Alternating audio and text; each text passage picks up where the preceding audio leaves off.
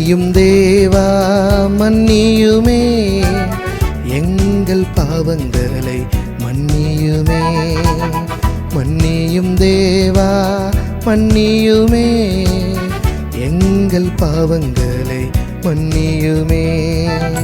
சிலுவை நிழலில் மறையும் என்னை சாட்சியாய் வாழ செய்யும் என்னை.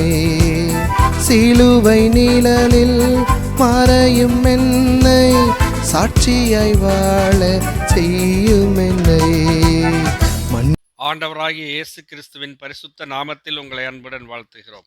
பரிசுத்த வேதாகமத்தில் மத்தேயு எழுதின சுவிசேஷம் 7ஆம் அதிகாரம் 24 முதல் 27 வசனங்களிலே ஆண்டவராகிய இயேசு கிறிஸ்துவின் வார்த்தைகளை நாம் இவ்வாறு வாசிக்கிறோம். ஆகையால் நான் சொல்லிய இந்த வார்த்தைகளை கேட்டு இவைகளின்படி செய்கிறவன் எவனோ அவனை கன்மலையின் மேல் தன் வீட்டை கட்டின புத்தியுள்ள மனுஷனுக்கு ஒப்பிடுவேன்.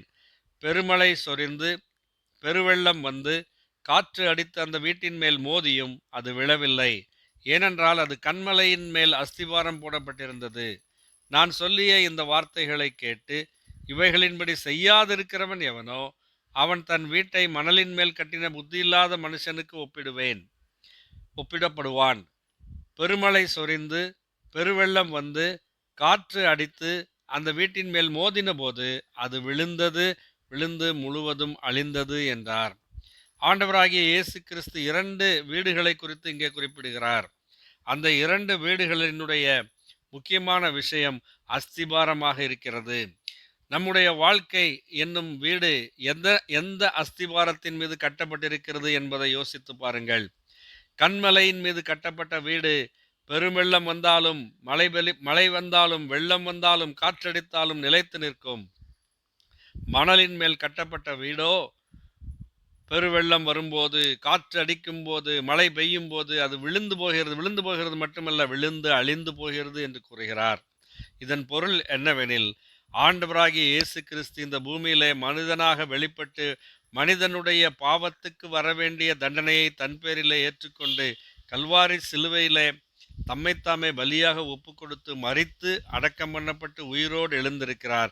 அவரே கன்மலையாக இருக்கிறார். அவ்வாறு நம்முடைய பாவங்களுக்காக மரித்து உயிர்த்தெழுந்த இயேசு கிறிஸ்துவை விசுவாசித்து ஏற்றுக்கொள்ளுகிறவர்களுடைய வாழ்க்கை என்பது கன்மலையின் மேல் கட்டப்பட்ட வாழ்க்கைக்கு ஒப்பாக இருக்கிறது. பெருவெள்ளம் வரலாம், போராட்டங்கள் வரலாம், பிரச்சனைகள் வரலாம், ஆனால் அந்த வீடு நிலைத்து நிற்கும்.